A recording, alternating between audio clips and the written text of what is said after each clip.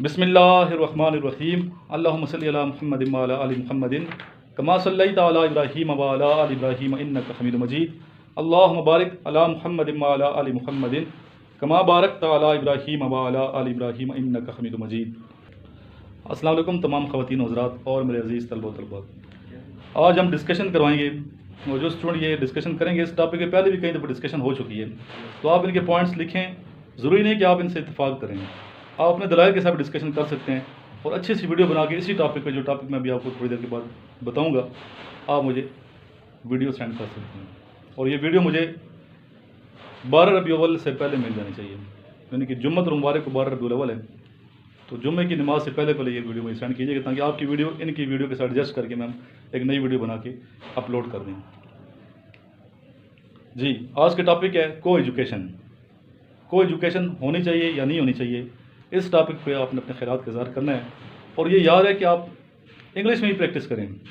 अगर इंग्लिश में वो डिस्कशन करवाते हैं तो इंग्लिश की भी प्रैक्टिस होनी चाहिए, उर्दू में करवाएं तो उर्दू में भी प्रैक्टिस होनी चाहिए। दोनों हवालों से आपने इसकी प्रैक्टिस करके जानी है, क्योंकि आप पाकिस्तान आर्मी, जो कि बड़ा मुकद्दस शोबा है और टॉप क्लास की कमीशन है, सबसे सीनियर कमीशन पाकिस्तान आर्मी की कमीशन है, फ़ौज पाकिस्तान की कमीशन है, तो आप ये ज्वाइन करने जा रहे हैं, तो इसलिए आपको चाहिए कि संजीदगी के साथ प्रिपरेशन करें। फिजिकल फिटनेस के हवाले से आप देख रहे हैं कि हमारे स्टूडेंट जो हैं कैसे पार्टिसिपेट कर रहे हैं, मेहनत करें। आज तकरीबन 4 किलोमीटर इन्होंने गए हैं वहाँ इस्लामाबाद, 4 किलोमीटर वापस आए हैं। 8 किलोमीटर तो 8-10 किलोमीटर 8-10 किलोमीटर की रनिंग की है।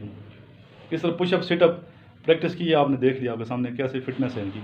तो ये क्या है, इनकी मेहनत है, इनके पेरेंट्स की मेहनत है, इनके पेरेंट्स ने इन पर ट्रस्ट किया है और इनकी मेहनत है। ये डेली जो हमारी रूटीन बनी है उसको फॉलो करने में इंशाअल्लाह ये कामयाब होंगे, हमारी दुआ इनके साथ है।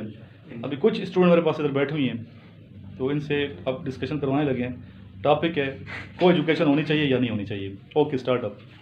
Dear participants, the topic which has given for us for discussion is that co-education is necessary for Pakistan or not.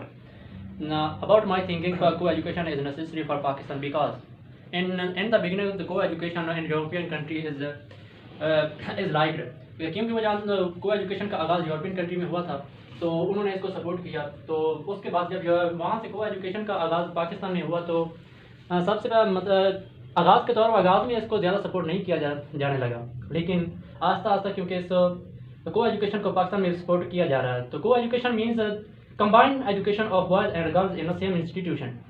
तो को एजुकेशन के जहाँ तक है, क्योंकि मैं ये साथ क्योंकि मैं सोचता हूँ कि को एजुकेशन होनी चाहिए। क्यों सोचता हूँ, इसके हवाले से मैं आपको दलाल देता हूँ कि को एजुकेशन एक तो कैरेक्टर बिल्डअप में बहुत मुफीद साबित होती है, क्योंकि जब को एजुकेशन होती है और दो अपोजिट सेक्स मिलकर एक ही जगह, एक ही इंस्टीट्यूशन में, एक ही क्लासरूम में बैठ कर पढ़ते हैं, तो आपस में उनको गुफ्तगू करने का अंदाज़, लहजा सब कुछ इंप्रूव होता है।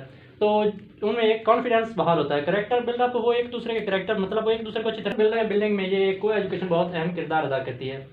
एंड सेकेंड, तो जहाँ तक तरक्की पजीर ममालिक का जिक्र आता है तो वहाँ को एजुकेशन एक बहुत अहम किरदार अदा करती है, क्योंकि for boys and girls separate institution is the source of loss of money क्योंकि जब भी गर्ल्स और बॉयज़ के लिए अलग-अलग इंस्टीट्यूशन बनाए जाते हैं तो उन पर बहुत सी रकम खर्च होती है। इसी तरह अगर हम एक कंबाइंड इंस्टीट्यूशन बना दें जिसमें गर्ल्स और बॉयज़ एक ही क्लासरूम में बैठ कर पढ़े, तो वो मनी जो अलग-अलग इंस्टीट्यूशन पे खर्च होगी उसको हम सेव करके मुल्क के दूसरे कामों में खर्च कर सकते हैं। तो ये इसका दूसरा फ़ायदा है। इसलिए मैं इस थोड़ी शार्ट बेटा बात करनी है, आप वो तमीज़ इसकी बांधिए, ठीक है? थोड़ी शार्ट करनी है क्योंकि वहाँ टाइम इतना नहीं होता, आप दूसरे को मौका भी देना है। नेक्स्ट कौन बोलेगा? यस बिल्कुल जेंटलमैन, मैं आपकी बात से इत्तेफाक करता हूँ। पाकिस्तान में को एजुकेशन होनी चाहिए। First of all, coeducation means to combine study for girls and boys. Pakistan में को एजुकेशन होनी चाहिए। आपकी बात ये ठीक है कि एक क्लासरूम में बॉयज़ और गर्ल्स बैठ के पढ़ेंगे, जिससे अगर एक बॉय का उसने अगर कंफर्म करनी है, उसको कोई बात नहीं आती तो वो लड़की से पूछ सकता है, और एक लड़की को अगर कुछ मतलब स्टडी के लिहाज से कुछ नहीं आ रहा तो वो एक बॉय से पूछ सकता है। इस तरह दोनों के आपस में जनरल नॉलेज इंक्रीज़ होगा। उसके अलावा ये हुआ कि जो फ़ायदा इसका ये है कि दोनों में एक कॉन्फिडेंस बिल्ट होता है। उसके अलावा इसका फ़ायदा ये है कि मतलब कि ये पहले यूरोपियन यूनियन से कंट्री ने शुरू किया था और ये बहुत अच्छा फैसला है मेरे लिहाज से। बिस्मिल्लाहिर्रहमानिर्रहीम। अस्सलाम वालेकुम जेंटलमैन, उम्मीद है आप सब खैरियत से होंगे। मेरा नाम शाहिद रशीद है, मेरा तल्क अब्बाद से है। जैसा कि आज का हमारा टॉपिक है मसला कश्मीर का हल कैसे मुमकिन है। जेंटलमैन, आप और मैं, जैसा कि हम जानते हैं कि पाकिस्तान और भारत के दरमियान एक बहुत बड़ा इशू है जिसे हम मसला कश्मीर कहते हैं। मसला कश्मीर असल में भारत की जानब से कश्मीरों पर जो एक कब्ज़ा जमा हुआ है और वो कब्ज़े करके कश्मीरियों को उनका त्यौहार नहीं मनाने दे रहे। कश्मीरियों को जो है उनकी आज़ादी, खुशियाँ, उनको नमाज रोज़ा, जबकि उनको आज़ादी से आने जाने के भी इजाज़त नहीं दे रहे। तो इस मसले पे हम लोगों काफ़ी बार हम लोगों ने भारत के साथ कॉन्फ्रेंस की, कितनी बार उनसे हमने अपने मुतालबे का इजहार किया कि आप कश्मीर को आज़ाद कर दें, उन्हें एक स्टेट का नाम दे दें, जबकि भारत ये करने को तैयार नहीं है। और हम लोग जो हैं अपने मुसलमान भाइयों पे किसी किस्म का तशद्दुद या दबाव बर्दाश्त करने को तैयार भी नहीं है। तो जेंटलमैन, कई सालों से हम लोग इस मसले का हल जो है वो सोच रहे हैं और इसको हल करने की कोशिश कर रहे हैं। हमारी यही कोशिश है कि ये मसला जितना कितना पॉसिबल हो सके तो हम टेबल टॉक के थ्रू हल करें। लेकिन भारत जो है इस मसले पे हम पे किसी किस्म की कोई भी बात करना नहीं चाहता। आप जानते हैं उमूमन हमारे लाइन ऑफ कंट्रोल पे भारत की तरफ से फायरिंग होती है, हमला होता है, हमारी कितनी शहरी जो हैं वो शहीद हो जाते हैं, ज़ख्मी हो जाते हैं, जबकि हमें भी फिर आगे से जवाबी कार्रवाई करनी पड़ती है। तो भारत असल में पाकिस्तान के साथ किसी किस्म की जो है कॉन्फ्रेंस या किसी किस्म का मुआहदा करने को तैयार नहीं है। ये चीज़ तो साबित है। आप और मैं जानते हैं कि अवाम जो भी है, भारत की हो या पाकिस्तान की हो, हम लोग किसी किस्म का भी जो है जंगी तनाज़ा नहीं चाहते हैं। हम लोग किसी किस्म का भी है जंगी दबाव नहीं चाहते हैं, क्योंकि इसमें नुकसान भारत का भी है, हमारा भी है। उनके भी जो मासूम लोग हैं वो इस जंग की सूरत में जो है वो मारे जाएंगे और हमारे लोग भी शहीद हो जाएंगे। हमने कई बार सोचा है कि इसको टेबल टॉक के थ्रू हल किया जाए और उसका यही हल है।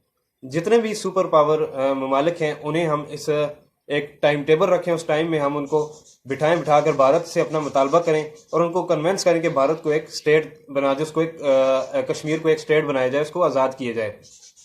अगर आप उसे आज़ाद कर देंगे तो इससे पाकिस्तान और भारत के ताल्लुकात बहुत अच्छे और गहरे हो सकते हैं। शुक्रिया। अस्सलाम वालेकुम टू ऑल फ्रेंड्स। जो मेरा आज का मौजू है कश्मीर के ऊपर बात करना कि कश्मीर के मसले को हल कैसे किया जाए। ठीक है, पाकिस्तान सिवाय पाकिस्तान के कश्मीर के मसले को कोई उजागर नहीं कर रहा है, कोई कश्मीर के मसले के ऊपर नहीं बोल रहा है। और कश्मीर के जो लोग हैं उनकी उम्मीदें पाकिस्तान से वाबस्ता है और तमाम ममालिक को जो मिल के जो है ना पाकिस्तान और कश्मीर के लिए जो है ना कश्मीर के मसले के ऊपर बोलना होगा, क्योंकि आज अगर उनके ऊपर ये वक्त है तो कल को हमारे ऊपर भी ये वक्त आ सकता है।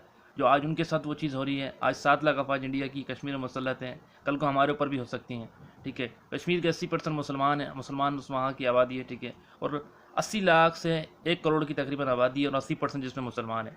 इसमें अमेरिका ये कहता है कि अगर किसी की भी कौम, किसी भी मुल्क के साथ अगर ज़्यादती होगी उसका कहा जाएगा अमेरिका उसका साथ देगा। मगर यहाँ पर अमेरिका भी खामोश है, यहाँ पर अमेरिका भी खामोश है। यहाँ पर क्योंकि अमेरिका वजह साथ देने के अमेरिका इंडिया का साथ दे रहा ताकि पाकिस्तान को जो है ना पाकिस्तान की दुश्मनी और बढ़ा सके, पाकिस्तान को जला सके, वो सिर्फ इसीलिए। ठीक है, और पाकिस्तान का क्या है कि पाकिस्तान जो है ना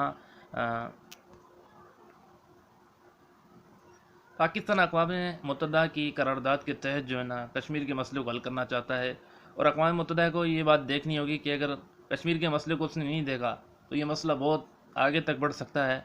जिससे क्या होगा, क्योंकि 2 एटमी जो क़ुव्वतें आपस में लड़ेंगी और जब दोनों एटमी क़ुव्वतें लड़ेंगी तो काफ़ी ममालिक को जो है ना नुकसान भी हो सकता है और काफ़ी मुल्क जो है इसमें लड़ सकते हैं, काफ़ी मुल्क भी। तो अक़वाम मुत्तहिदा को भी जो है ना इससे फ़ैसला करना होगा और सबको, ये बड़ा संगीन मसला है, इंडिया इसको दबा रहा है। इसका मसला ये है अक़वाम मुत्तहिदा इस तरीके से इसको हल करे कि आधा जो कश्मीर का हिस्सा है वो पाकिस्तान की तरफ करे, जिसमें कुछ इलाके आते हैं वो पाकिस्तान की तरफ, और आधा जो है वो कश्मीर इंडिया की तरफ करे। तो इस तरीके से ये मामला जो है तय पाएगा। ठीक है, इस तरीके से ये मामला हो जाएगा तो ये जल्दी से जल्दी हो जाए तो बेहतर है, वरना मामला आगे जाके बहुत ख़राब हो जाएंगे, मामला आगे तक जंग तक जाएंगे, जिससे सबों को इसका नुकसान जो है ना भुगतना पड़ेगा। ठीक है, मेरा मौजू यहाँ पर इख्तिताम पे पहुँचा। अस्सलाम वालेकुम व रहमतुल्लाह। Thank you so much.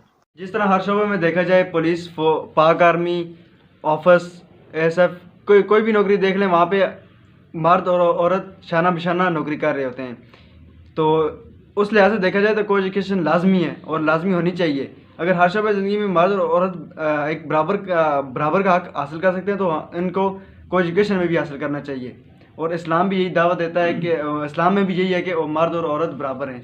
मेरे लिहाज से ये है कि को एजुकेशन लाजमी होनी चाहिए। बिल्कुल, मैं चेस्ट नंबर 2 से एग्री करता हूँ कि अगर कंपनीज़ में हर जगह काम करने की जगह मर्द और औरत एक साथ काम कर सकते हैं तो को एजुकेशन तो बहुत ज़्यादा ज़रूरी है, क्योंकि दुनिया के तमाम ममालिक हैं जहाँ पर को एजुकेशन की जाती है, स्टार्ट भी वहीं से। सो दुनिया के जैसे जिस तरह दुनिया के हर ममालिक में को एजुकेशन बहुत ज़्यादा ज़रूरी है और उसी पर अमल हो रहा है और ग्रोथ हो रही है, तो हमें पाकिस्तान में भी चाहिए कि जिस तरह अलग अलग इंस्टीट्यूट्स बनते हैं, बॉयज़ के अलग बनते हैं, गर्ल्स के अलग बनते हैं, तो इस तरह बहुत सारे टीचर्स अरेंज करना पड़ते हैं। सो इस तरह बहुत ज़्यादा बजट लगता है हुकूमत का। तो अगर यही काम अगर एक पॉइंट पर किया जाए कि इंस्टीट्यूट बनाया जाए को एजुकेशन का, जहाँ बॉयज़ और गर्ल्स एक साथ पढ़ें, तो इस तरह बहुत कम पैसा भी लगेगा और उससे ग्रोथ भी ज़्यादा होगी, तरक्की भी ज़्यादा होगी हमारे मुल्क में। तो जी ओके थैंक यू। मैं चेस्ट नंबर 2, 3 एंड 4 से एग्री करता हूँ। ये जवाब प्लीज़।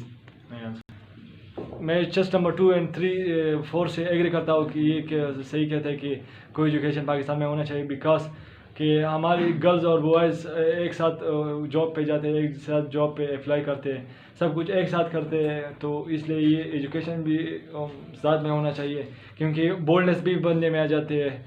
और ओके जो असद को एजुकेशन के लिहाज से मेरा पॉइंट ऑफ व्यू ये है कि इस्लाम हमें इस चीज़ की इजाज़त नहीं देता, क्योंकि इस्लाम में एक मर्द एक नामहरम मर्द किसी औरत के मतलब के सामने जाकर पढ़ा नहीं सकता और उसे मतलब कि तलीम नहीं दे सकता। और इसके लिहाज से अगर देखा जाए तो हमारे स्कूल्स और कॉलेजेस में स्कूल और कॉलेज लेवल तक को एजुकेशन नहीं होती और यूनिवर्सिटीज़ में होती है। और यूनिवर्सिटी का एक फ़ायदा तो ये को एजुकेशन का ये फ़ायदा भी है कि इंसान में कॉन्फिडेंस बिल्ड हो जाता है और बहुत से लोगों के साथ। मैं सारी चेस्ट नंबर बॉयज़ से एग्री करता हूँ, जैसे कि मर्द और औरत एक ही गाड़ी के दो पहिए हैं। बेसिकली को एजुकेशन को मैं डिफाइन करूँगा, study of both genders in one class and they graduated under A one teacher. जब वो एक टीचर से तरबियत लेते हैं तो को एजुकेशन कहलाती है। 85% पीपल जो हैं हमारे एशिया के वो इससे एग्री नहीं करते, क्योंकि इस्लाम के लिहाज से पॉइंट ऑफ व्यू से एग्री नहीं किया जा सकता। मैं इसके एडवांटेजेस में बोलूँगा, क्योंकि को एजुकेशन के एडवांटेज में ये होता है कि जैसे कि हमारी पाकिस्तान गवर्नमेंट के लिए के पास इतने ज़्यादा इंस्टीट्यूशन नहीं है और वो स्टूडेंट्स को पढ़ा नहीं सकते, और वो एक ही प्लेटफार्म के नीचे दोनों गर्ल्स और बॉयज़ को पढ़ा सकते हैं। इसी तरह इनके प्रैक्टिकल लाइफ में जब दोनों जेंडर्स एक दूसरे के सामने आते हैं तो वो अच्छे तरीके से हैंडल कर सकते हैं मामलात को। तीसरा ओके नेक्स्ट यस जी आप तमाम चेस्ट नंबर जैसा कि आप सब ने बहुत अच्छा बयान किया है, लेकिन मैं यहाँ पे एक चीज़ और ऐड करना चाहता हूँ कि एज अ बीइंग अ मुस्लिम हमारा ये फ़र्ज़ है कि जहाँ हम को एजुकेशन को सपोर्ट करते हैं और चाहते हैं कि पाकिस्तान में को एजुकेशन हो, तो वहाँ ये हमारा फ़र्ज़ बनता है कि हम अपनी तालीमात पर भी अमल करें। जहाँ को एजुकेशन को सपोर्ट किया जाता है, हम को एजुकेशन को सपोर्ट करने के साथ साथ अगर हम इस्लाम पर अमल करें तो को एजुकेशन जहाँ हमारे लिए फ़ायदेमंद हो सकती है, वहाँ पर पूरे पाकिस्तान के लिए फ़ायदेमंद हो सकती है, क्योंकि Islam is a complete code of life, और वो ये उसने तमाम इस्लाम हमें तमाम यार इस्लाम के बारे नहीं देना डिस्कशन में ये बात याद रखें कि ग्रुप डिस्कशन में इस्लामी हवाला और सियासी बात नहीं करनी है। इस्लाम से और सियासत मुबर्रा होकर बात करनी है।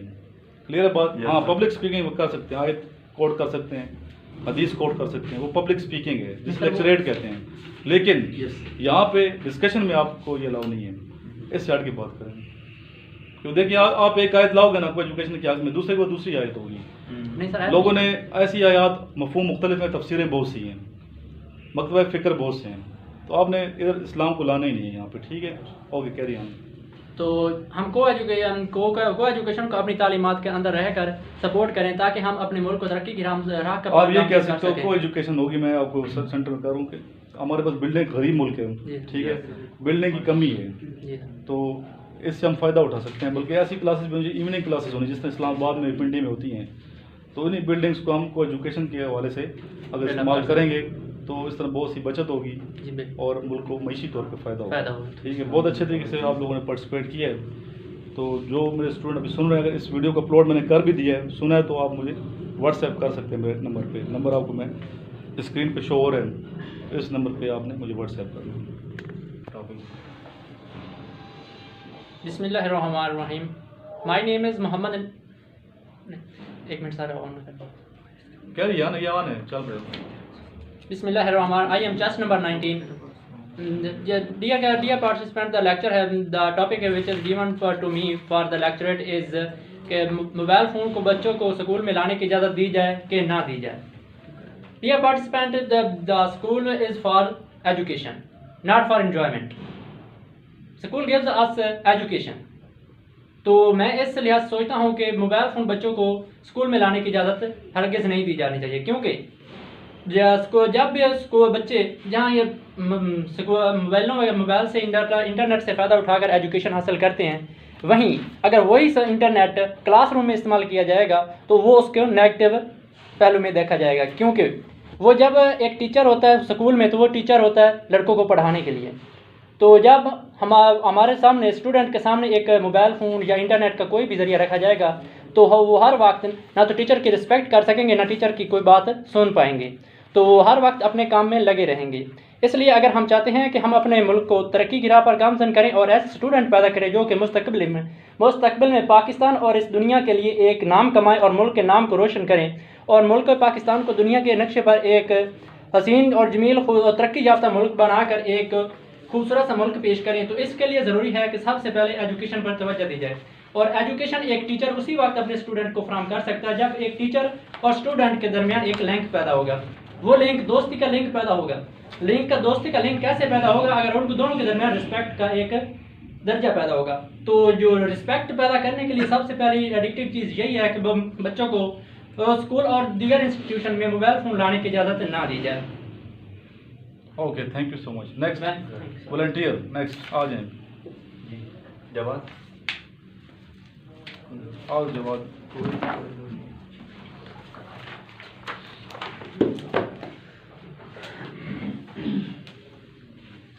अस्सलाम वालेकुम gentlemen. My name is Jawad Mir and I am belong from Muzaffarabad. जो मेरा आज का टॉपिक है वो क्या अमन के लिए जंग ज़रूरी है कि नहीं. जंग ज़रूरी भी है और नहीं भी. जंग ज़रूरी उन लोगों के लिए जो जाहिल होते हैं. अमन को ख़राब करना ज़्यादातर जाहिल लोगों का काम है. गुनाह एक तरीके से देखा है कि गुनाह जो बंदा गुनाहगार होता है वो गुनाह उसके साथ मिलके काम करता है तो वो भी गुनाहगार कहलाएगा. एक जालिम है उसके साथ वो मिलके कोई जुल्म करता है वो भी जालिम कहलाएगा. जैसे हम देखा जाए 1965 की जंग, सियाचिन की जंग, कारगिल की जंग, ठीक, उसके अलावा कश्मीर फ़लस्तीन एटमी धमाके, ईरान इराक में जो अमेरिकी जंगें हुई, उनकी वजह से क्या हुआ कि मुल्क एक तरक्की याफ्ता नहीं बल्कि तरक्की पजीर हो चुका था. और एक जंग होने के बाद एक मुल्क 5 साल पीछे चला जाता है. तो इस तरह के जंग मुल्क के लिए फ़ायदेमंद भी है और फ़ायदेमंद नहीं भी है. बेटा आप ऐसा करो, दोनों हाथ सीधे रखो, डाइस को पकड़ो, अभी बोलो. अभी इस तरह बोलोगे ये अंदाज होगा तो ज़्यादा कॉन्फिडेंस पैदा होगा. ओके. अमन के लिए जंग ज़रूरी भी है. ज़रूरी इसलिए कि देखें नबी करीम सल्लल्लाहु अलैहि वसल्लम ने भी अपने दौर में जंगें लड़ी हैं. जंग लड़ना अगर जंग लड़ना ज़रूरी ना होता तो नबी करीम सल्लल्लाहु अलैहि वसल्लम कभी भी जंग ना करते. जंग करने से ये होता है कि मुल्क अगर आप जंग करते हैं तो आपका मुल्क तरक्की नहीं करेगा बल्कि तरक्की पजीर हो जाएगा. तो इसलिए कि यही है कि अमन के लिए पहले तो ये है कि बंदा अमन के लिहाज से देखा जाए बंदा बैठ के भी बातचीत कर सकता है. अगर बैठ के बातचीत ना हो सकती हो तो फिर दूसरा जंग होता है. Okay, thank you so much. Next. Thank you. Yes, अपना बताया करें कि मैं किधर से आया हूँ. सिटी ज़रूर बताया करें. अस्सलाम वालेकुम gentleman. My name is Mohammad Aleem Munir and I am from Karachi. So मेरा जो आज का टॉपिक है वो ये कि सोशल मीडिया और मोबाइल का इस्तेमाल बच्चों के लिए क्या ज़रूरी है या नहीं. मोबाइल बच्चों की ज़िंदगी पर क्या असरअंदाज करता है. तो जिस तरह हमारे मुल्क में देखा जाए तो एजुकेशन के निज़ाम पर बहुत ज़्यादा नज़रसानी करने की ज़रूरत है. इस पर मेहनत करने की ज़रूरत है. तो आजकल बच्चों को मोबाइल दिए गए हैं. जब तक टीचर एक क्लास में एक लेक्चर दे रहे पढ़ा रहे हैं, जब तक बच्चों का फोकस उस लेक्चर पे नहीं होगा तो बच्चे कभी भी तालीम हासिल नहीं कर पाएंगे. और उसका मेन रीज़न ये है कि मोबाइल फ़ोन, बच्चों को मोबाइल फ़ोन दिए जाते हैं जिसकी वजह से मोबाइल फ़ोन ज़्यादा से ज़्यादा यूज़ करते हैं. Social media, Facebook, Twitter, WhatsApp एडीसी वगैरह यूज़ करते हैं जो कि बहुत ज़्यादा नुकसानदेह हैं बच्चों के लिए. बच्चों के मेंटली वीक होते हैं बच्चे इससे और स्टडी से दूर जाते हैं. मोबाइल एक उस्ताद एक चीज़ सिखा सकता है वो मोबाइल नहीं सिखा सकता. उस्ताद एक चीज़ प्रैक्टिकली तौर पर सिखाता है, मोबाइल से सिर्फ देखा जा सकता है, जिसकी वजह से मेंटली बहुत ज़्यादा वीकनेस हो जाती है बच्चों को और वो इल्म नहीं सीख सकता. हमें चाहिए कि हम बच्चों को मोबाइल नहीं दें क्योंकि अगर बच्चों को मोबाइल नहीं देंगे तो वो पढ़ाई में अच्छे हो सकेंगे, और टीचर के और बच्चे के दरमियान एक रिश्ता जो बनेगा, दोस्ती का रिश्ता, उसमें बहुत ज़्यादा उनको फ़ायदा हासिल होगा। टीचर समझा सकेंगे, बच्चा सीख सकेगा और हमारे मुल्क में मज़ीद कामयाबी हो ओके, थैंक यू सकेगी। सो मच। नेक्स्ट आ जाएंगे। यस,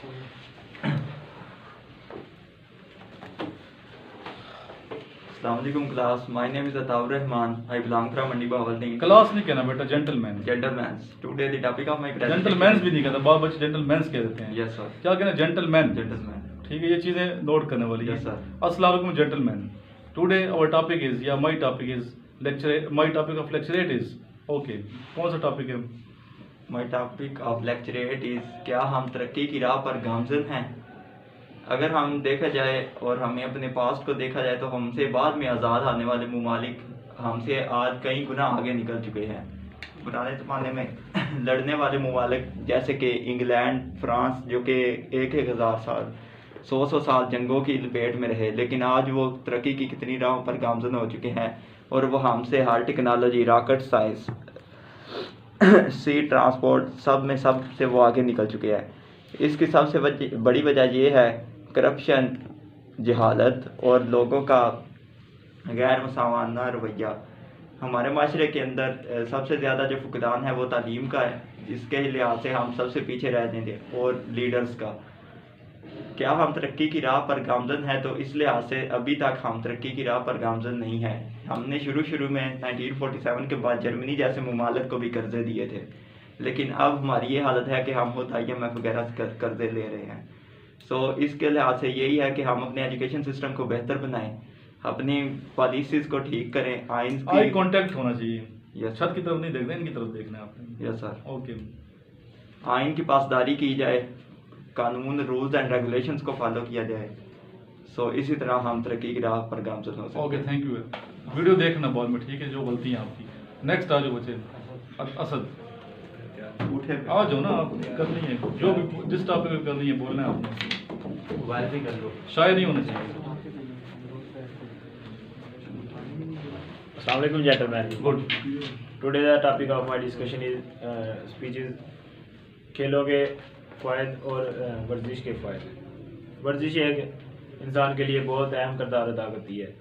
इंसान को चाहिए कि वो रोज़ाना वर्जिश करे और अपने आप को फिट रखे, जो कि इंसान की सेहतों के लिए बहुत अच्छा है। आपने सुना होगा, बहुत ही अच्छा फिक्र है, a sound body has a sound mind.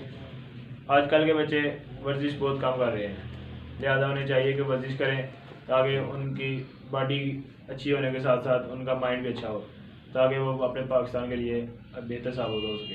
Thank you. Okay, thank you. Next last candidate मेरे नाम पे कैडेट कॉलेज में बहुत ज़्यादा पढ़ाया है। तो Assalamu alaikum gentlemen. Today my topic is mobile. you are from Swat? Yes. Okay. Yes, I am from Swat. Today my topic is mobile बच्चों के लिए अच्छा है या नहीं, सोशल मीडिया यूज़ करना चाहिए या नहीं।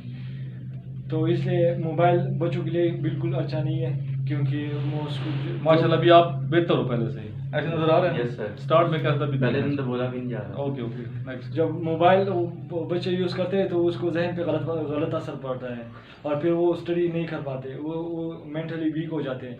तो इसलिए बच्चों को मोबाइल नहीं देना चाहिए, क्योंकि उसके असर बहुत गलत पड़ता है उन बच्चों पर।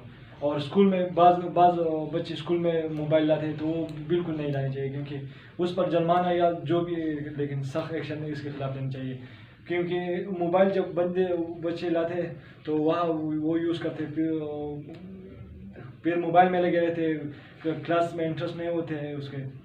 और जो बच्चे सोशल मीडिया यूज़ करते हैं, व्हाट्सअप जैसा कि फेसबुक और सोशल मीडिया, तो वो उसको नहीं यूज़ करना चाहिए। जैसा कि आजकल टिकटॉक है, वो वक्त ज़ाया करता है, बिल्कुल टाइम खिला है वो बिल्कुल वक्त ज़ाया करता है। तो इसलिए हमें चाहिए कि बच्चों को मोबाइल ना दें और उसमें वाईफाई कनेक्ट नहीं करें, क्योंकि वो ज़्यादा। Okay, thank you so much.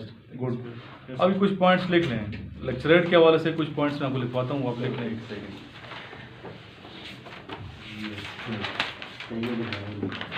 जो बोला ठीक है।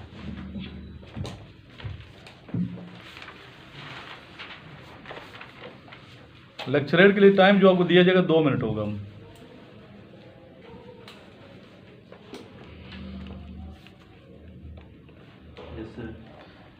तो पहले टॉपिक को समझना है आपने अच्छे तरीके से कि टॉपिक का क्या मतलब है। जब तक टॉपिक को समझेंगे नहीं आप अच्छी गुफ्तगू कर नहीं सकते, नंबर 1। नंबर 2, जब गुफ्तगू करेंगे तो आपकी गुफ्तगू से ये झलक नज़र आनी चाहिए, जलवा नज़र आना चाहिए कि आप एक कॉन्फिडेंट इंसान हैं, आपके अंदर एतमाद की कमी नहीं है बल्कि पूरा एतमाद शख्सियत के हामिल हैं। नंबर 3 जो बहुत अहम है वो ये कि लफ्ज़ों को चुनाव। लफ्ज़ों को चुनाव जो है ये आपने बहुत अच्छे तरीके से करना है। बातें वही होती हैं लेकिन अंदाज़े बयान जो है इंसान का वो दूसरे पे सबकत ले जाता है। एक शेर है ना, एक शेर इस हवाले से है, अंदाज़े बयान रंग बदल देता है, अंदाज़े बयान रंग बदल देता है, वरना दुनिया में कोई बात नहीं है। तो गुफ्तगू का जो अंदाज़ है, स्टाइल ऑफ टॉकिंग, ठीक है, स्टाइल ऑफ कन्वर्सेशन, वो आपका दूसरे से मुख्तलिफ होना चाहिए, जानदार होना चाहिए, आवाज़ में रौब होना चाहिए, आवाज़ में एक रौब होना चाहिए, पता चले ये शख्सियत कैसी है, इस शख्सियत से मिलना चाहिए। कहीं मेरी शक्ल तो सामने नहीं आती ना, शक्ल आती है सामने लेकिन मेरी आवाज़ पे आप लोग आए हैं इधर, ऐसी बात है। बाद में इधर आए तो मुलाकात हो गई है, तो आवाज़ आप सारे जितने आप बैठे हुए हैं तो आप सबसे भारी आवाज़, बारोब आवाज़ किसकी? आपके टीचर की है, सर की, ऐसी बात है। तो ये अल्लाह का देन है, अल्लाह की देन है। तो इसके लिए प्रैक्टिस की ज़रूरत है। इसके लिए प्रैक्टिस किया, ज़्यादा ज़्यादा गुफ्तगू करें, पार्टिसिपेट किया करें। जिसके भी आप लोग अपने रूम में होते हैं तो रूम में भी आपने क्या करना है, डिस्कशन किया करें ताकि कोई लम्हा ज़ाया ना जाए, हर लम्हे को आपने कीमती बनाना है। तो अंदाज़े बयान जो है, गुफ्तगू का अंदाज़ जानदार होना चाहिए और यूनिक होना चाहिए, आवाज़ में रौब होना चाहिए। फिर नेक्स्ट जो है, चाहे डिस्कशन करते हैं चाहे आप लेक्चरेट कर रहे हैं, दलाइल आपके बड़े मजबूत होने चाहिए। आपके दलाइल ऐसे हो कि दूसरा आपसे एक इत्तेफाक करें, मुत्तफिक को एग्री करें। नेक्स्ट, जुमानी बात नहीं करनी, ऐसा जुमला नहीं बोलना, ऐसी गुफ्तगू नहीं करनी जिसके दो मतलब निकलते हो। To the point, clear cut. आपकी जो गुफ्तगू है उसका मकसद जो है अगले बंदे को समझ है कि ये कहना चाहते हैं। नेक्स्ट है, अपना पॉइंट ऑफ व्यू ज़रूर दें, पॉइंट ऑफ व्यू ज़रूर दें। कुछ स्टूडेंट पता है क्या करते हैं डिस्कशन में, कुछ बच्चे करते हैं जनाब डिस्कशन में डेफिनेशन में चले जाते हैं। जैसे कश्मीर इशू है फॉर एग्जांपल, तो कश्मीर इशू की हिस्ट्री में चले जाएंगे, उसकी तारीफ ही करते हैं, 2 मिनट गुजर जाएंगे। ये आपने नहीं करना, बल्कि अपना पॉइंट ऑफ व्यू देना है कि कश्मीर का मसला कैसे हल होना चाहिए, आपका क्या नुक्ता नज़र है। इस तरह जब आप बनाते हो, मैंने आपको कल भी समझाया था, बैट वर्ड एसोसिएशन टेस्ट, तो उसमें आपने पॉइंट ऑफ व्यू देना है, फैक्ट की बजाय पॉइंट ऑफ व्यू देना है। रटे रटाए जुमले नहीं करने हैं। अभी यहाँ आपको जितनी चीज़ें मैंने दी हैं तैयार नहीं दी, आप लोग खुद बना रहे हैं। क्यों? रटी रटाई चीज़ें फिर वो आपकी शख्सियत के ऊपर दूसरी शख्सियत का खोल चढ़ जाता है। वो एक ट्रेनिंग हो जाती है, ट्रेनिंग यहाँ नहीं कराई जाती बल्कि यहाँ प्रिपरेशन कराई जाती है, आपके सामने है। आपने खुद बनानी है चीज़ें, खुद गुफ्तगू करनी है, अच्छे अंदाज से करनी है गुफ्तगू। पिक्चर स्टोरी बनानी है तो खुद बनानी है, दिखानी है कैसे सर मैं बना रहा हूँ। सिर्फ मैं आपको क्या दूंगा, गाइडलाइन दूंगा। बनी बनाई भी दे सकता हूँ लेकिन मैं दूंगा नहीं, क्योंकि मैं आपका फ्यूचर तबाह नहीं करना चाहता। बनी बनाई होगी तो रट्टा लगा लोगे, जब रट्टा लगाओगे क्रॉस लेग बैठे मत बैठे, सीधे उधर भी क्रॉस लेग नहीं बैठना आपने। रट्टा लगाओगे तो इसका मतलब यह कि आपकी असल पर्सनैलिटी नहीं है, आपकी पर्सनैलिटी के ऊपर दूसरी पर्सनैलिटी जो है वो किसी और की पर्सनैलिटी आपने कर ली है। इससे क्या होगा, इससे नुकसान है। किसका नुकसान है? आपका भी नुकसान है, दूसरा इदारे का भी नुकसान है। आपकी शख्सियत बनने की बजाय बिगड़ना शुरू हो जाएगी। इसलिए आपने स्टोरीज खुद बनानी है, बैट जो जुमले हैं उसके खुद बना, सेंटेंस खुद कंप्लीट करने हैं। गाइडलाइन मेरे से लेनी है कि सर सही है बनाएं या गलत बनाएं। इसी तरह जब आप डिस्कशन कर रहे हैं या लेक्चरेट में पार्टिसिपेट कर रहे हैं तो जो बैठने का स्टाइल है, जिस तरह मैंने बताया क्रॉस लेग नहीं बैठना, बिल्कुल ऐसा नहीं बैठना।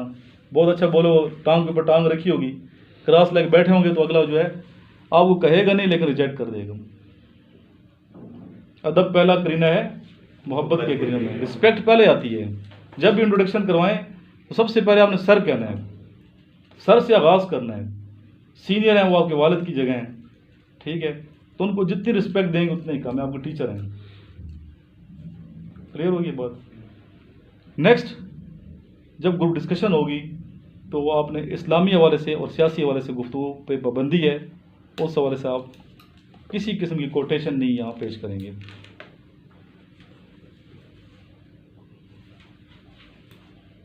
ये लिख लें, पॉइंट्स बड़े अहम पॉइंट्स हैं।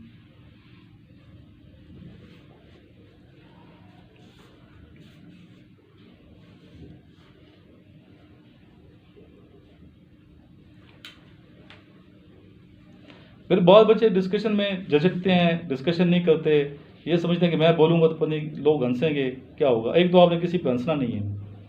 हंसता वो है जो ओवर कॉन्फिडेंट अपने आप को समझता है, ओवर स्मार्ट समझता है, या फिर खुद डरा हुआ है नफ्सियाती नुक्ते नज़र से। तो इसलिए आपने किसी पे मजाक फन नहीं बनाना, संजीदगी का इज़हार करना है, अच्छी डिस्कशन करनी है, क्योंकि आपने दूसरे को भी सपोर्ट करना है, वो आपका भाई है। अच्छी डिस्कशन करेगा, उसको अप्रिशिएट करोगे, अल्लाह ताला आपकी मदद फरमाएगा। अगर आप किसी पे हंसोगे तो ये अच्छी बात नहीं है, अखलाकी तौर पर सही नहीं है।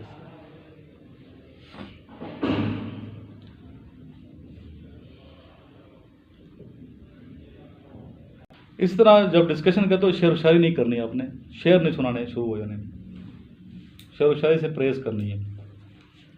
बहुत बच्चे लेक्चरेट में डिस्कशन में शेर सुनाना शुरू हो जाते हैं, तो ये काम भी आपने नहीं करना। डिस्कशन अगर आप स्टार्ट ले रहे हैं तो इतनी लंबी तमहीद नहीं होनी चाहिए कि सारा टाइम आप नहीं ले लिया हो, दूसरे को मौका देना है। और जो ग्रुप में जो मेंबर है, जो आपका दोस्त अगर गुफ्तगू नहीं कर रहा तो आपने थोड़ा उसको पुश करना है। हर चीज़ देखी जाती है कि आप कितने कोऑपरेटिव हैं, उसकी मदद करनी है, उसको पुश करना है। अगर आप समझते हैं कि मैं पहली दफ़ा इनिशिएटिव का किरदार अदा नहीं कर सकता, गुफ्तगू नहीं कर सकता, तो कोई ऐसी बात नहीं है। आप पहले 2-3 बंदों की बात सुनो, 2-3 कैंडिडेट्स की बात सुने, उसके बाद उन्हीं के दलाइल को आगे लेके आप अपनी गुफ्तगू अपने अंदाज से अपने लफ्ज़ों में पेश कर सकते हैं।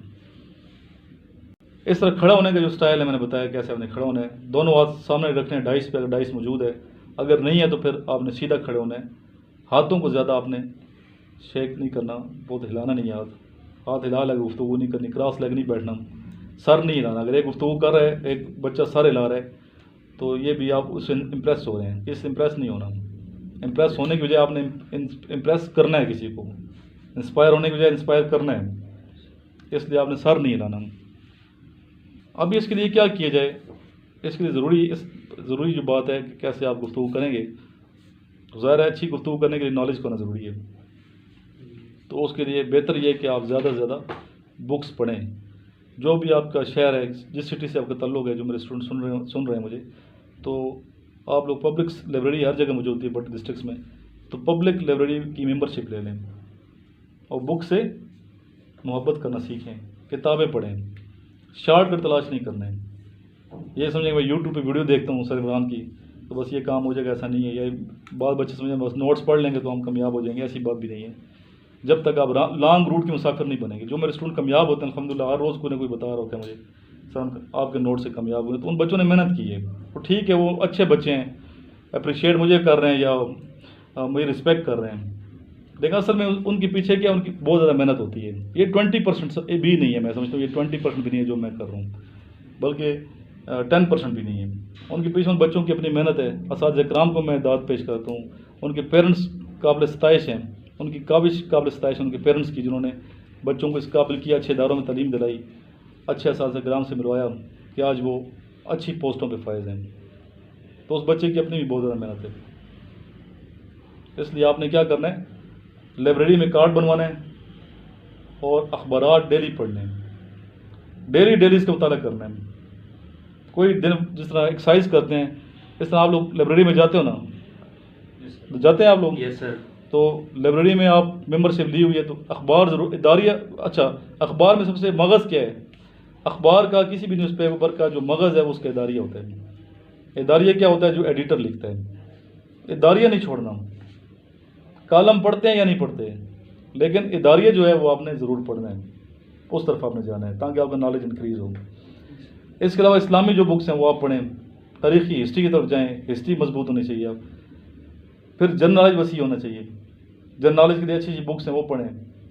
फिर वीडियोज़ हैं वो देखें, ठीक है, सोशल मीडिया आप यूज़ तो करते हैं ना, अच्छी चीज़ की तरफ जाएँ, ताकि आप एक एक चीज़ पे बेतहाशा वीडियोस पड़ी हुई हैं, आप पूरी तहकीक करें। जिस तरह मैंने ग़ज़वे बदर आपको किसी को टॉपिक दिया था, ग़ज़वे, और बच्चों ने बड़े अच्छे दलाइल के साथ बात की थी, मुझे भी उन्होंने इम्प्रेस किया था। ज़ाहिर उन्होंने सर्च की, मेहनत की। तो इस तरह आपने मेहनत करनी है, दिन रात एक करते, ये ना सोचें कि रात है ये दिन है। आप इल्म के प्यासे हैं, इल्म की तड़प आपके अंदर है, इल्म की तड़प है तो इधर तशरीफ़ लाए ना आप लोग, इधर मेरे पास आए हो, ऐसी बात है। तो इल्म की तड़प पर ये नहीं देखा जाता इल्म में कि ये रात है ये दिन है। अभी क्या टाइम हो रहा है रात का? टाइम बताओ। 11:15 रात के 11:15 का टाइम है, रात का टाइम है। तो हम इधर बैठे हैं, हमारी पता नहीं है क्लास किस टाइम ख़त्म होगी, 12 बजे ख़त्म होती है, 1 बजे ख़त्म होती है। वजह उसकी ये एक मेरा एहसास है कि यार आप लोगों का फ्यूचर बने, ज़ाया ना हो। क्लियर बात? अच्छा बच्चे, ये आप अगर ये समझते हैं कि आप बहुत मेहनत कर रहे हैं, तो ये बिल्कुल ज़हन से निकाल दें कि आप बहुत ज़्यादा मेहनत कर रहे हैं। बल्कि आपके साथ आपके जो दोस्त हैं, जो पड़ोस में हैं, जो कैडेट कॉलेज के स्टूडेंट्स हैं, वो आपसे भी ज़्यादा मेहनत कर रहे हैं। जैसे कि आप सबको मालूम है, बेतहाशा कैडेट कॉलेज में रहा हूँ मैं, अच्छी पोस्टों पे, तो मुझे पता है कि हमने एक रूटीन खुद सेट करते थे कैडेट कॉलेज की। तो एक पूरी रूटीन से बच्चे गुजरते हैं। अभी यहाँ सिर्फ मैं टच दे रहा हूँ ना आपको, उस चीज़ का थोड़ा टच है, चलो पता चले कि कैडेट कॉलेज की लाइफ कैसे होती है, एक हल्का सा टच है।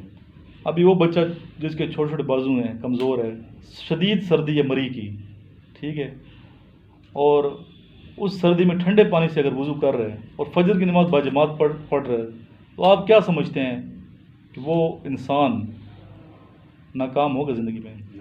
कभी अल्लाह भी देखता है। अभी आप लोग कहते हैं ना कैडेट कॉलेजेस के बच्चे कैसे आगे चले जाते हैं, उन बच्चों का कमाल ये कि उनको एडमिशन मिला है अच्छे कैडेट कॉलेज। मिलिट्री का जिला में किसी को एडमिशन मिला है तो उस बच्चे की मेहनत है, उसके पेरेंट्स को भी काबिल सताइश है, उनकी जो काबिश है, लेकिन उस बच्चे की भी मेहनत है। उसने हिम्मत की है, टेस्ट के लिए गया है, प्रॉस्पेक्टस लिया है, फिर उसने टेस्ट में बैठा है, टेस्ट पास किया है, फिर उस टफ माहौल से गुजर रहे हैं। और 5 साल उस टफ माहौल, तो 1 महीने के लिए इधर 1 या 2 महीने के लिए मेरे पास आते हो, और वो बच्चा जो 5 साल रहता है कैडेट कॉलेज में, आपका क्या ख्याल है, लोहा नहीं बन जाएगा? वो तो लोहा बना होगा, और आपका कंपटीशन उस बच्चे के साथ है। तो आर्मी तो ये नहीं देखती कि ये कैडेट कॉलेज का है या कैडेट कॉलेज का नहीं है। जो आर्मी के मेयार पे पूरा उतरेगा वो सिलेक्ट हो जाएगा। इस चीज़ को भी आपने जहन में रखना है, मद्देनज़र रखना है कि अगर मैं मेहनत कर रहा हूँ, मैं रात 11:15 इधर बैठा हूँ, तो वो बच्चे भी हैं जो रात 2-2 बजे तक मेहनत कर रहे हैं। और हकीकत है रात 2 बजे तक हमने प्रेप्स कराई हैं। जब कंपटीशन होता है एग्ज़ाम में, बच्चे सोते नहीं थे। इसीलिए देखें जो टॉप क्लास की कैडेट कॉलेज हैं, हसन अब्दाल कैडेट कॉलेज, वापडा कैडेट का तरबेला, या वापडा कैडेट का तरबेला में मैं रहा हूँ, तो वापडा कैडेट के तरबेला के बच्चों ने, मुझे वहाँ के टीचर बता रहे थे कि एक बच्चे के अलावा सारे बच्चों ने A+ लिए। कमाल किसका है? ठीक है, टीचर भी बहुत मेहनत करते हैं, प्रेप्स कराते हैं, रात को सोते नहीं हैं, लेकिन उस बच्चे का भी कमाल है ना। उस स्टूडेंट को भी तो हम दाद देनी चाहिए जिस बच्चे ने मेहनत की है, ये नहीं देनी चाहिए? तो वो भी तो आपके सामने है, ठीक है। घर से दूर है, और छोटी उम्र में बच्चा 8वीं क्लास में आता है, घर से दूर होता है, तो घर की दूरी, अभी आप जो कैडेट कॉलेज का नहीं है बच्चा, वो 5 साल उससे पीछे है मैच्योरिटी लेवल से, तो वो 5 साल पहले निकला घर से। अभी आप FSC के बाद जब जाते हो, घर से निकलते हो, तो आप होम सिकनेस हो जाती है। उस बच्चे ने वो चीज़ें बर्दाश्त की हुई हैं। FSC के बाद उसे पता है, इसलिए मैं कहता हूँ, पेरेंट्स को कहता हूँ कि अपने बच्चों को अगर आर्मी में भेजना तो कैडेट कॉलेज में ज़रूर एडमिशन कराएँ। मशवरा लेना चाहता हूँ तो मैं अच्छा मशवरा दूँगा, तो मैंने जैसे कि बताया कि मुख्तलिफ़ कैडेट कॉलेज में जॉब्स की हैं, अच्छी पोस्टों पे था, तो आप मेरे से मशवरा कर सकते हैं फ़ोन, कोई मैं आपसे इसी मुआवजा तो नहीं ले रहा, फ्री ऑफ कास्ट, सदका जारिया की नीयत से। तो रब्ता करें, पूछे मेरे से कि सर कौन से कैडेट कॉलेज में जाना चाहिए बच्चा, तो आपको अच्छा मशवरा दूंगा मैं। तो ये भी जहन में होना चाहिए कि अगर मैं मेहनत कर रहा हूँ तो मेरा दूसरा जो साथी है वो मुझसे ज़्यादा, अभी जिस तरह मैराथन रेस थी यहाँ पे, आप सारे गवाह हैं, आप थे ना? कितने लोग फिजिकल फिट हैं?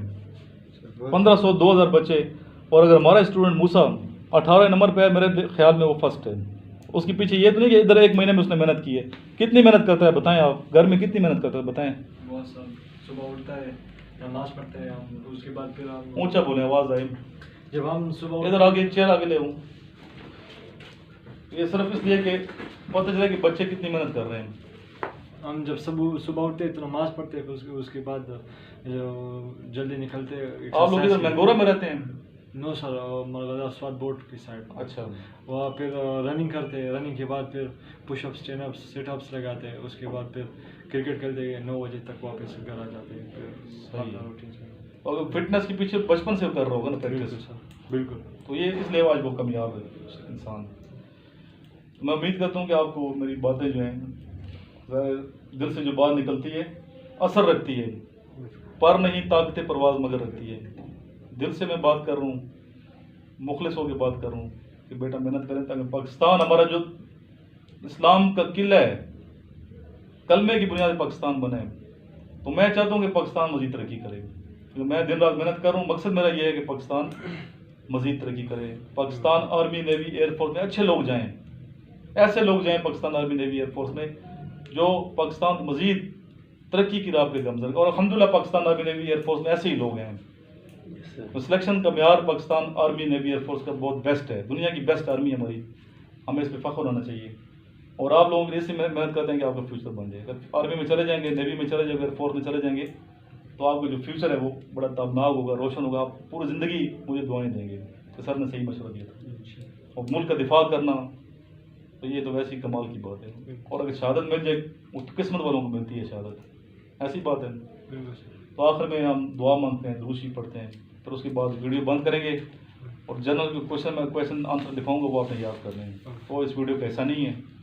तो जब मैं आऊँगा वापसी पे तो आपसे सुनूंगा, मैं पूछूंगा कितने आपने याद किए, और नेक्स्ट टेस्ट में वो चीज़ें भी शामिल होंगी जो मैं आपको लिखवा रहा हूँ। ठीक है। अल्लाहुम्मा सल्ली अला मुहम्मदिन व अला आलि मुहम्मदिन कमा सल्लैता अला इब्राहीम व अला आलि इब्राहीम इन्नका हमीदुम मजीद। अल्लाहुम्मा बारिक अला मुहम्मदिन व अला आलि मुहम्मदिन कमा बारकता अला इब्राहीम व अला आलि इब्राहीम इन्नका हमीदुम मजीद। या इलाही, हमने जो मेहनत की है रात के इस टाइम, इसको कबूल मंजूर फरमा दे। हमने जो इल्म तकसीम किया, इल्म सीखा और सीखने को मिला, हम स्टूडेंट से बहुत कुछ सीखते हैं। मैं अपने स्टूडेंट से बहुत कुछ सीखता हूँ। पहले तो अल्लाह ताला हम आपका शुक्रिया अदा करते हैं कि अच्छे लोगों की सोबत नसीब फरमाइए, और इल्म वाला काम हम कर रहे हैं जो कि सुन्नत है। तो इस हवाले से अल्लाह ताला हम शुक्रगुजार हैं कि हम नेक मकसद के लिए यहाँ बैठे हुए हैं। तो जितना तेरा शुक्र अदा करें कम है। तो इस हवाले से जो इल्म तकसीम कर रहे हैं, तो अल्लाह ताला आपसे दुआ है, इल्तिजा है, आरजू है कि हमारी इस काबिज को कबूल मंजूर फरमा दे अपनी बरगाह में, और मज़ीद इल्म हासिल करने की सलाहियत पैदा फरमा। मज़ीद इल्म, हमारे पास कुछ भी नहीं है इल्म के लिहाज से देखा जाए, तो हम चाहते हैं मज़ीद इल्म हासिल हो। जितना कुछ है सब दिया हुआ है, जिसका हम शुक्रिया अदा करते हैं। अल्लाहुम्मा सल्ली अला मुहम्मदिन व अला आलि मुहम्मदिन कमा सल्लैता अला इब्राहीम व अला आलि इब्राहीम इन्नका हमीदुम मजीद। अल्लाहुम्मा बारिक अला मुहम्मदिन व अला आलि मुहम्मदिन कमा बारकता अला इब्राहीम व अला आलि इब्राहीम इन्नका हमीदुम मजीद।